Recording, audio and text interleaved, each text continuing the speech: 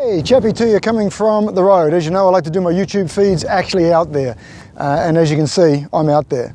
There is nothing much here as I journey my way today towards the Flinders Ranges, which is a mountain range just over here to this side.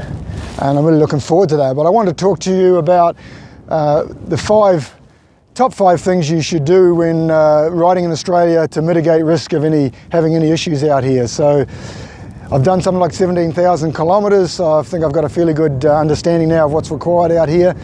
And my number one would be making sure you've always got provisions on board. As you can see, it can get pretty hot out here. It's clear blue skies, a lot of barren landscape that you ride through. So you need to make sure you've got water on board, snacks on board.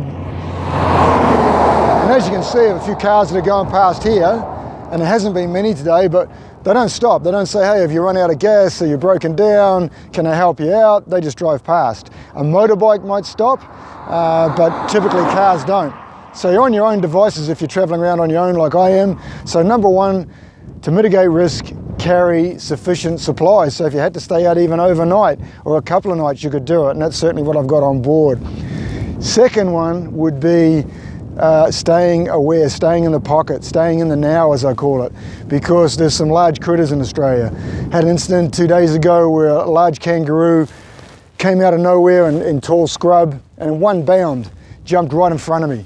And I had very little time to avoid it because I was concentrating, I wasn't going too fast, and it was dry, there was nothing coming. I was able to veer off to the right and just missed it. But you know, if there'd been cars coming or I'd been going a little bit fast or not concentrating, that could have ended in disaster. So we've got a lot of critters to watch out for. Kangaroos are very, very prevalent in the morning, so I try not to ride before 10 o'clock. They seem to move a lot in the morning, and I try not to ride after 4 o'clock because just the same, they're moving a lot in the dusk. So that's one good way to mitigate risk. I have kangaroo whistles on the bike. They're a silent whistle.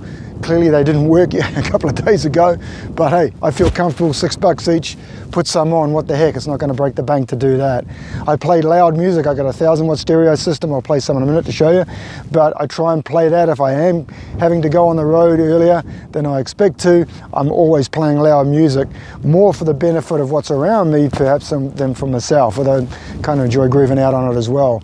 So, be in the now is the number two, and watch out for the critters. We've got lots of them. In fact, where I'm standing right in front of me here, there's a lizard that's been hit by a car.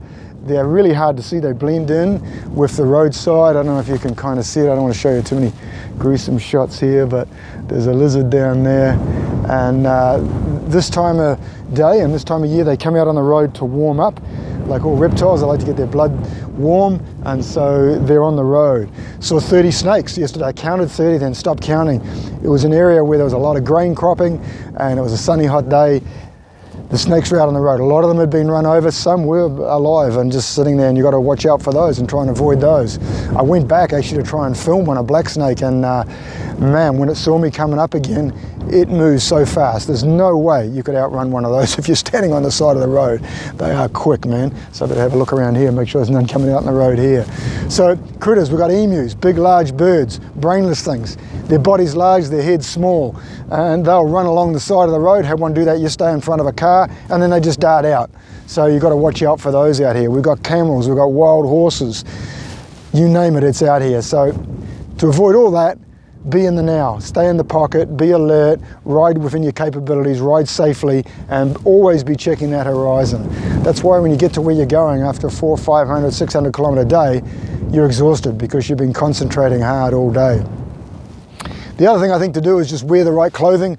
I see a lot of stupid people in Australia that don't wear gloves, that don't wear protective boots, that don't wear jackets. Yeah, it's warm and it's nice, and you know, they say, hey, I'm not going to fall off. Well, you just need to look at some of those YouTube feeds where people have just taken a minor slide on the road, and man, you need the good gear. So number three, wear the right equipment.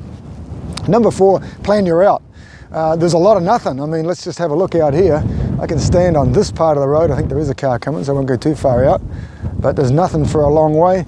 And I turn around this way, and there ain't much that way either. So plan your route. You need to make sure of your capacity for your bike from a petrol point of view, Mine will get about 270 kilometers loaded up and with some breeze. So make sure that you've done the right thing with your planning, if you're out planning for petrol stations.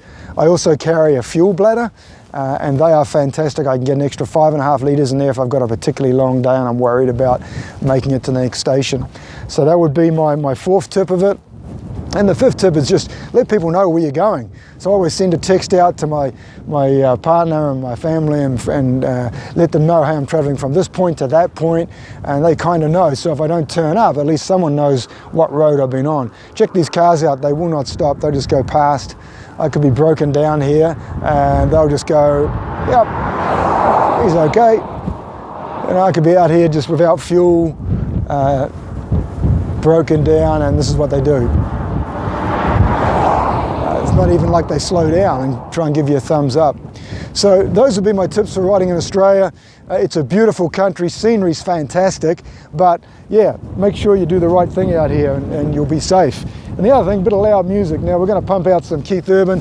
Keith, we know you ride Harleys, we know you're a motorcycle enthusiast, born in New Zealand, yeah, lived in Australia, yep, fantastic singer, well, no, but hey, I love listening to Keith Urban songs, so this is what we need to crank up when we're on the bike. I can see you over there staring at your drink, watching that ice ain't Gone alone tonight, and Shenzai is sitting here in this bar, she ain't gonna treat you right. Love it, pump it up, woo! Not my race, but I'm gonna say it anyway, 'cause you look like you. Yeah, now this is what it's all about. In a little while, baby. Blue looks good on the sky. Looks good on that neon buzzing on the wall, but darling, it don't match your eyes. Okay, that's enough torture from me. Keep your knees in the breeze, your eyes on the horizon, and keep living the dream.